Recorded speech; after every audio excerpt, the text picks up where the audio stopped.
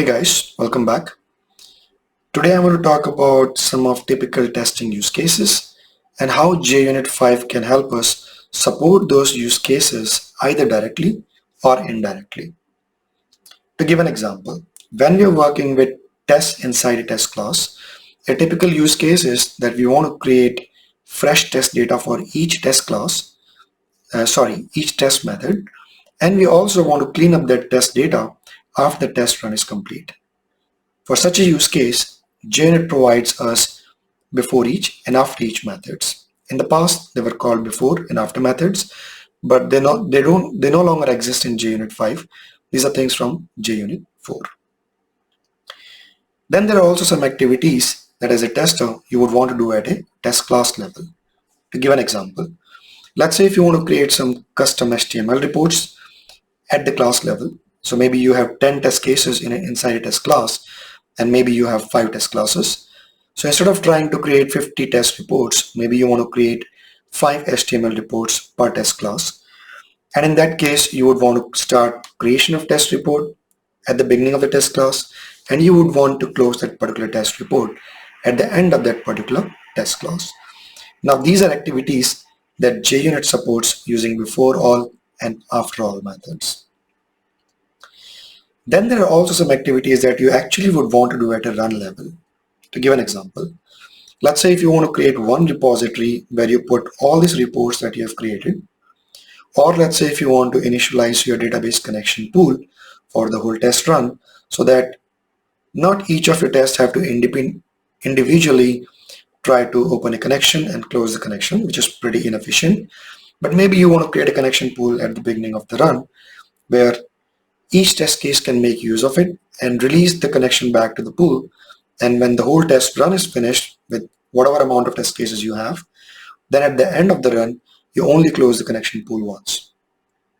In my latest project, I have to work with Kafka topics. And one of the things that I have to do was I have to create a Kafka producer.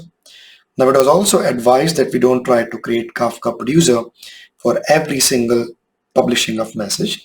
So what I want to do was create the producer once and close the producer once the whole test run was finished. So these are like multiple use cases where you see that there are activities that you want to do at the test case level, there are activities that you want to do at the test class level, and then there are activities that you want to do at the run level. However, unfortunately, there is no such method available directly from Junit5 that can help you do those things at the test run level.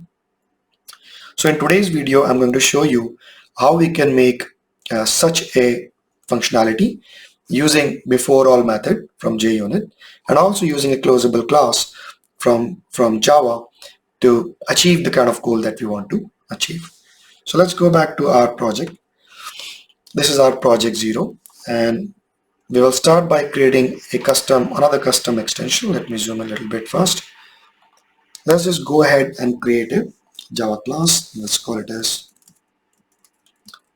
TestRun extension. And in this class, basically what I want to do is I want to implement two classes. One, as I said, I want to implement the functionality that can do something before each class, and of course we will try to make some customizations so that even though it runs before each test class, it effectively only, the code inside it effectively only runs once for the whole test run. So let's just go ahead and implement before all callback. You don't need the after all callback, so I'm going to remove it. And we also want to implement extension context dot store dot closable resource. What you also say is, since I'm using GitHub Copilot, it is making my life easy by automatically adding the code which it thinks I would need in the process. So if we see here, we see there are two methods that we have to override. One is a before all method, which is coming from the before all callback class, and another is a close method, which is coming from closable resource interface. All right.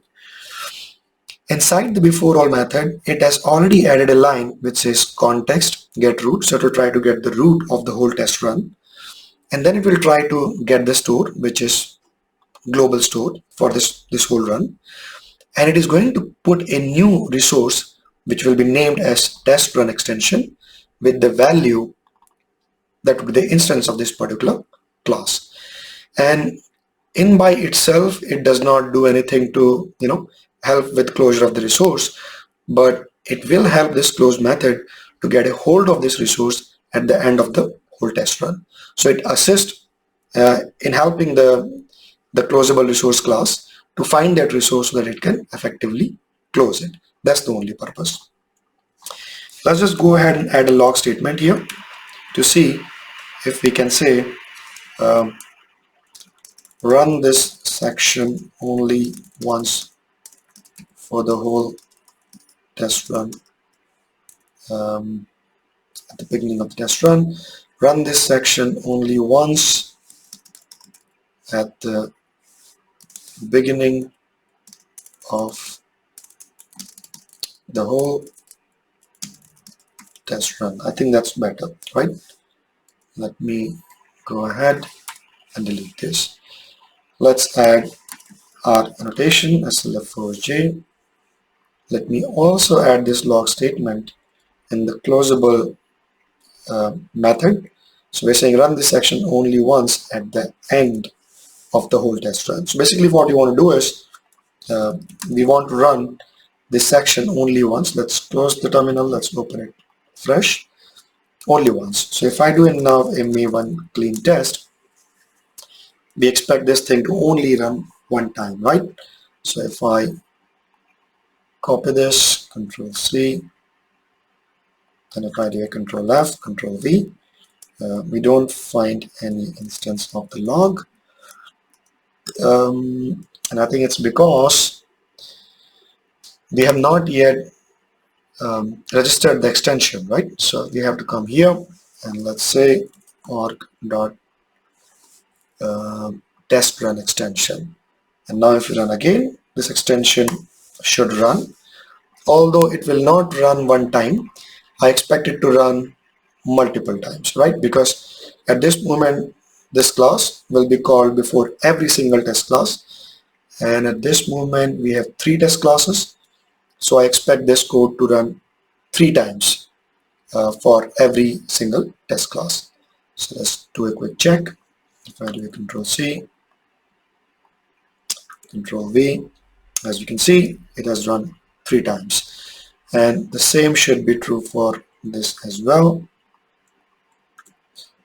Oh, this is nice. This always runs once at the end of the whole test run because it's not coming from after all callback, but it's coming from closable resource, and it is only closing this resource at the end of the test run. So we already have the functionality that we want to, let's do the cleanup at the end of the run.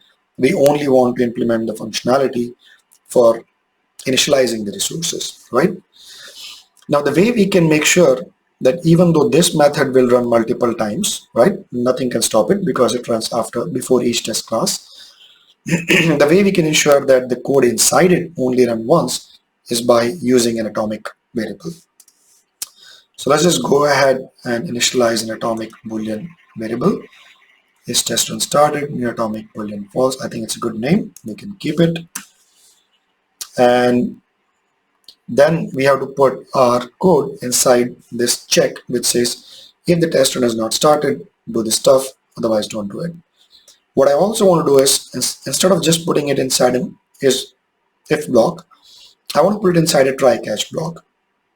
And the reason for doing that is if for some reason, if some initialization fails, let's say if I want to create a database connection pool, and because my ID and password is reset, or if the connection string is changed, I not only want to, let's say, conditionally execute it, but I want to stop the whole run if that setup has failed due to some reason, right?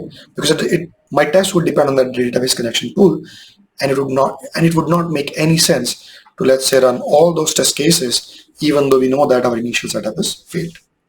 So let's just go ahead and try to put this inside a try catch block. Let's see what it is doing. I think it's already, GitHub Copilot is already trying to give me smart suggestions.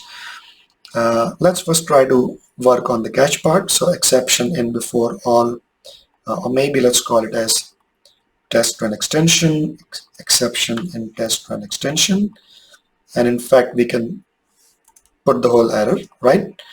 And we can actually also say, let me do a control D. We could also say maybe an alert, and we can say terminating test run since tests depend on the setup done in this uh, class, right? Since tests depend on the setup done in test run extension class. I think that's very clear. And then what we can do is we can exit the system. So if I say system.exit 1, then if there are any errors while trying to do the setup, we will come out of this particular setup.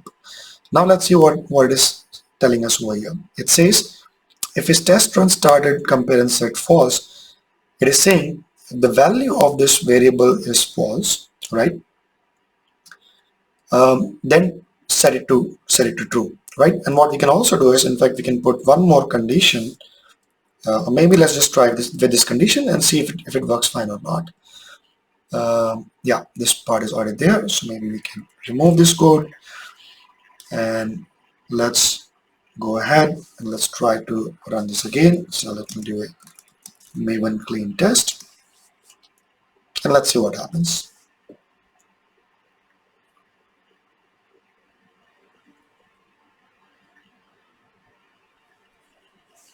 Okay, now we are looking for this particular line and it has only run once, which is exactly what we want. So basically what it is saying is if the value of this particular variable is false, which is the case at least for once, then set the value to true. So in the beginning, let's say if there are 8 threads that are coming to run this particular method, when it comes to this variable, because this is atomic in nature, if it will only allow one thread to work with it, it will say, hey, the value is, if the value is false, set it to true. And for all of the threads, the value will be found to be true and it will not enter inside this particular method again. So even though all the 3 test classes have run, it has only run once, right? If we do this again, just to be sure, Maven clean test.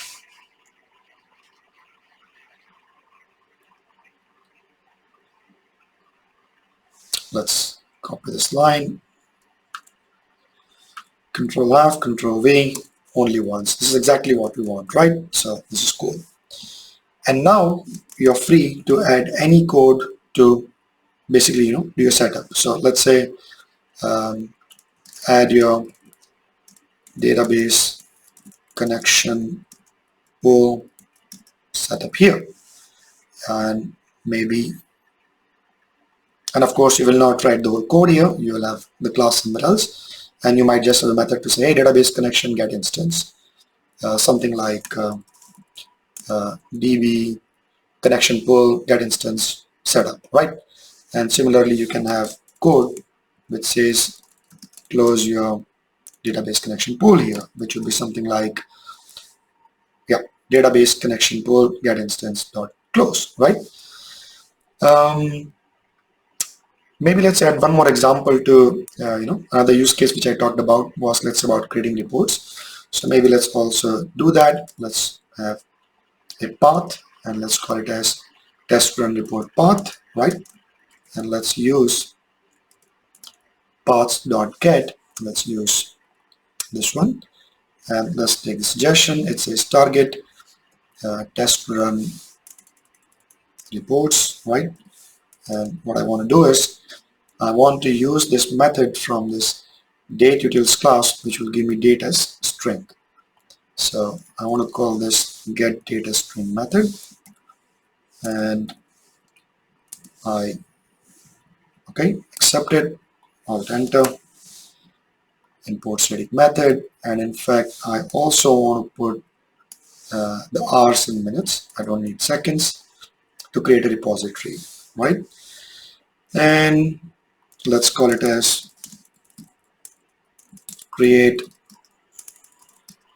test run repository here, and now I can do files dot create directories, and this will create all the directories that I want to do. So what it will do is it will go inside the target class and to create a new repository called test run reports, and inside this we'll create a repository for year, month, date, and hour minutes. So let's just go ahead and run this again. Maven clean test.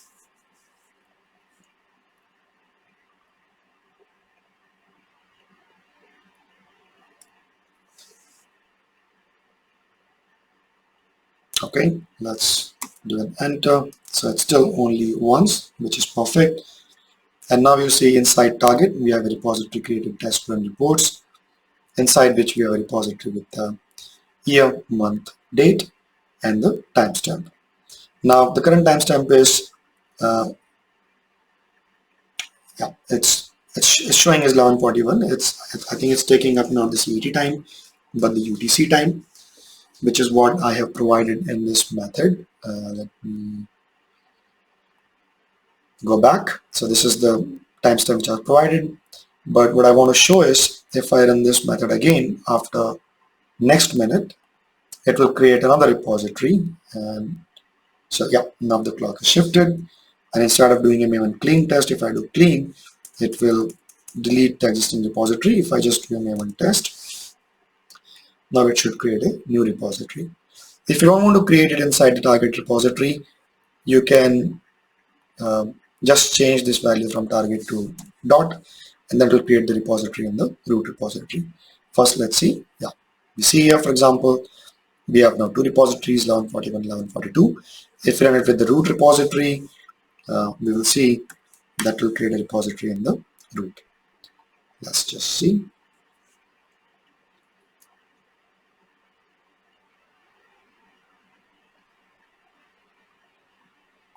Okay, so now we have the repository, test run repository. So depending on whatever you like, you can choose the location.